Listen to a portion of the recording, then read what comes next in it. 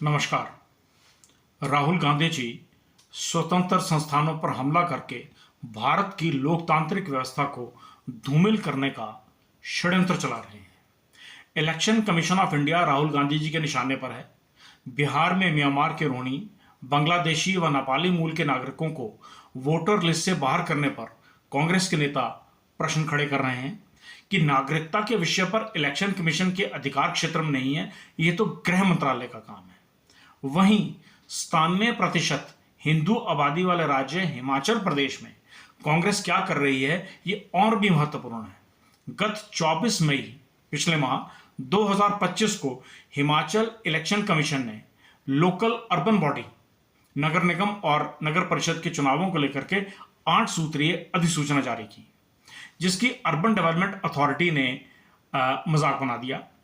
24 मई 2025 के पत्र की क्रम संख्या 7 के अनुसार जारी शेड्यूल में 11 जुलाई 2015 तक वार्डों के आरक्षण और सीमा निर्धारित करने का समय निर्धारित था, लेकिन 11 जुलाई 2025 को special secretary urban development Himachal Pradesh ने इलेक्शन कमीशन को जानकारी दी कि इसे अभी स्थगित कर दिया गया है। कैबिनेट में चर्चा के पश्चात जानकारी साझा की जाएगी।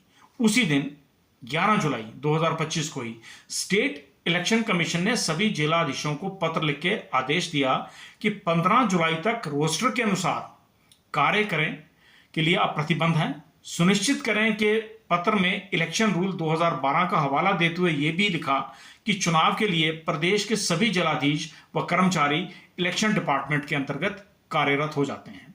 महत्वपूर्ण है कि इलेक्शन कमीशन प्रदेश की लाचारी और प्रदेश सरकार की दादागिरी कौन किस पर भारी। रोस्टर के अनुसार अंतिम तिथि 15 जुलाई को अर्बन डेवलपमेंट अथॉरिटी ने पत्र लिखकर इलेक्शन कमीशन को हिमाचल उच्च न्यायालय के रिजर्वेशन रोस्टर पर स्टे होने की जानकारी दी, जबकि स्टे तो 9 जुलाई 2025 को ही हो गया था।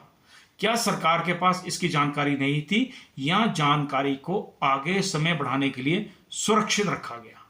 क्योंकि 11 जुलाई से पूर्व किसी पत्राचार में इसका जिक्र नहीं है। प्रदेश इलेक्शन कमीशन ने 17 जुलाई को प्रदेश के सभी जिलाधीशों को एक बार फिर स्टे विकेट होने की या समाप्त होने की जानकारी दी और रोस्टर को कंप्लीट करने की तिथि 22 जुलाई 2025 साय 5 बजे निर्धारित कर दी गई। हिमाचल प्रदेश सरकार की दादागिरी देखिए कि 22 जुलाई 2025 को ही Devesh Kumar, principal secretary urban development ने इलेक्शन कमीशन को पत्र द्वारा सूचित करते हैं कि आरक्षण रोस्टर के विषय में हमने गत 28 जून पिछले महीने 2025 को कैबिनेट में प्रस्ताव रखा था। अब हम 24 जुलाई 2025 को होने वाली कैबिनेट में पुनः प्रस्ताव करेंगे, जबकि सर्वोच्च न्यायालय हिमाचल प्रदेश के अधिकारियों पर टिप्पणी कर चुका है कि कर्मचारी स्टेट गवर्नमेंट के एजेंट की तरह काम ना करें। यानी कि urban development authority Himachal Pradesh के इलेक्शन कमीशन के ऊपर हो गई है। यह नया व्यवस्था परिवर्तन है या संवैधानिक संकट? राहुल गांधी जी SC, ST, OBC अति पिछड़ा वर्ग के लिए लंबे भाषण संविधान की पुस्तक हाथ में लिए देते हैं।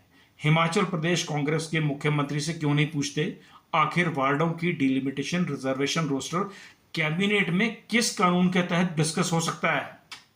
हिमाचल प्रदेश की 61 अर्बन लोकल बॉडी शहरी स्थानीय निकाय जो हैं को संवैधानिक तौर पर क्यों कमजोर करने की साजिश की जा रही है, जिनमें 5 म्युनिसिपल कॉर्पोरेशंस, 29 म्युनिसिपल काउंसिल्स और 27 नगर पंचायत हैं। इस संवैधानिक संकट के लिए कौन जिम्मेदार है? राहुल गांधी तो इलेक्शन कमीशन पर भाजपा के इशारे पर काम करने का इल्जाम लगा रहे हैं। हिमाचल में तो संविधान ही परिवर्तित हो गया है। किस प्रावधान के अंतर्गत लोकल बॉडी रोस्टर कैबिनेट में डिस्कस हो रहा है, जबकि 1 जून 1993 को VP नरसिम्हा राव जी की सरकार ने 74वें संविधान संशोधन में अनुच्छेद 243Q से 243ZG लोकल बॉडी को एक स्वतंत्र एजेंसी माना है और चुनाव आयोग स्वतंत्र चुनाव कराने के लिए प्रतिबद्ध है। और प्रदेश सरकार का हस्तक्षेप इस बात को प्रमाणित करता है कि प्रदेश सरकार चुनावों में हस्तक्षेप करके लोकतंत्र का गला घोट रही है। राहुल गांधी के हाथ में जो संविधान है उसी की हत्या कर रही है, जिसका मुख्य कारण है कि सरकार की विफलताएं और सामने खड़ी जब्त जमानतें और हार।